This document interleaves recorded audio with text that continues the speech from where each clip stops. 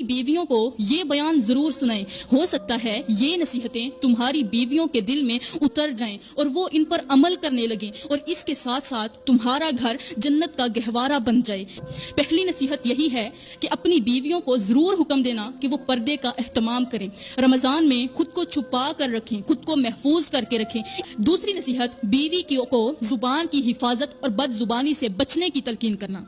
अगर तुम्हारी बीवी रमजान में भी अपनी जुबान का गलत इस्तेमाल कर रही है, अगर वो दूसरों की बुराई में वक्त गुजार रही है, अगर वो बेमकसद बातों, गीबत, तंज और झूठ में लगी हुई है, तो जान लो कि वो रोजा रख कर भी अपना ही नुकसान कर रही है। सल्लल्लाहु अलैहि वसल्लम ने फरमाया, जिसने झूठ और गलत काम ना छोड़े तो अल्लाह को उसके भूखा और प्यासा रहने की कोई जरूरत नहीं।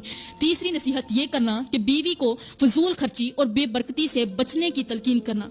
अगर तुम्हारी बीवी रमजान में भी फजूल खर्ची कर रही है, अगर वो हर चीज में इसराफ करती है, अगर उसका दिल दुनिया की जर्क बर्क में उलझा हुआ है, अगर वो रोजे रखती है, रोजे की बरकतों को छोड़कर बाजारों में भाव ताव करती है, तो जान लो कि वो अपने ही हाथों से रहमतों को खो रही है।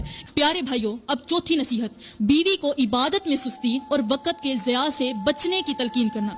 अगर तुम्हारी बीवी रमजान के मुबारक महीने में भी इबादत में सुस्ती कर रही है, अगर वो सहरी खाने के बाद सोने में वक्त बर्बाद कर देती है, अगर वो दिन भर सिर्फ घर के कामों और दुनियावी बातों में लगी रहती है, और अगर वो रातों को तरावी और तहज्जुद की बजाय फजूल मुशागल में गुजार देती है, तो जान लो कि वो अपनी किस्मत के बेहतरीन लम्हे अपने हाथों से जाया कर रही है। अब पांचवी नसीहत, बीवी को दिल की पाकीज़गी और दूसरों के हक में खैर ख्वाही की तलकीन करना। अगर तुम्हारी बीवी रमजान में भी दूसरों के लिए हसद, बुग़्ज़ और कीना दिल में रखे हुए है, अगर वो दूसरों की खुशियों को देखकर जलन महसूस करती है, अगर वो अपने दिल में नफरतें पालती है और दूसरों को मुआफ नहीं करती, तो जान लो कि वो रोजे रख कर भी सिर्फ भूखी प्यासी रह रही है।